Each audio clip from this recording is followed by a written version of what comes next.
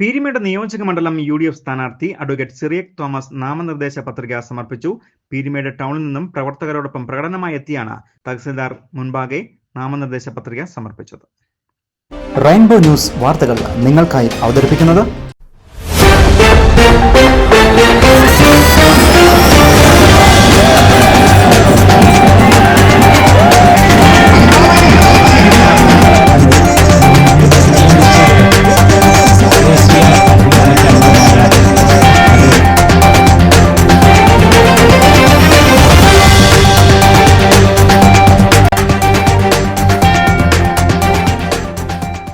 April 9 നടക്കുന്ന നിയമസഭാ തെരഞ്ഞെടുപ്പിൽ പീരിമേട് നിയോജക മണ്ഡലത്തിൽ നിന്നും ഐക്യ ജനാധിപത്യ മുന്നണി സ്ഥാനാർത്ഥിയായി ജനവിധി തേടുന്ന അഡ്വക്കേറ്റ് സിറിയക് തോമസ് നാമനിർദ്ദേശ പത്രിക സമർപ്പിച്ചു. പീരിമേട് ടൗണിൽ നിന്നും പ്രവർത്തകരോടൊപ്പം പ്രകടനമായി എത്തിയാണ് നാമനിർദ്ദേശ പത്രിക സമർപ്പിച്ചത്.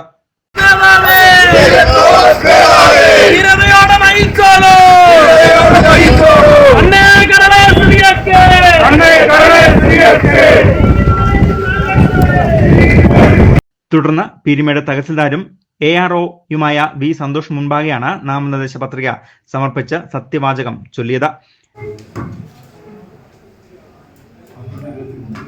നാമനിർദ്ദേശം ചെയ്യപ്പെട്ടിട്ടുള്ളത് നിയമപ്രകാരം സ്ഥാപിതമായ ഇന്ത്യയുടെ ഭരണഘടനയുടെ സത്യസന്ധമായ വിശ്വാസവും അനുസരണം പുലർത്തുകയും ഇന്ത്യയുടെ പരമാധികാരവും ഐക്യവും അഖണ്ഡതയും കാത്തു സൂക്ഷിക്കുകയും ചെയ്യും എന്ന് ദൈവം നമുക്ക് സത്യപ്രതിജ്ഞ ചെയ്യും.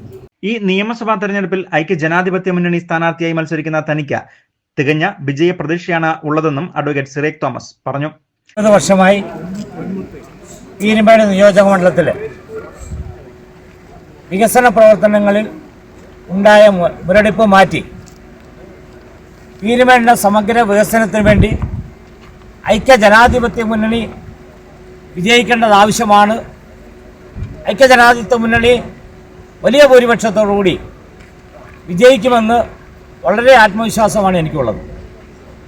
കഴിഞ്ഞ ദീർഘകാലമായി പീരിമേട്ടിലെ ജനങ്ങളോടൊപ്പം നിന്നുകൊണ്ട് അവരുടെ പ്രശ്നങ്ങൾ ഇടപെട്ടുകൊണ്ട് അവരിൽ ഒരാളായി അവരുടെ സഹോദരനായി പ്രവർത്തിച്ചതിൻ്റെ ഒരു അംഗീകാരം ഈ തെരഞ്ഞെടുപ്പിൽ എനിക്ക് ലഭിക്കുമെന്ന് ഞാൻ വിശ്വസിക്കുന്നു.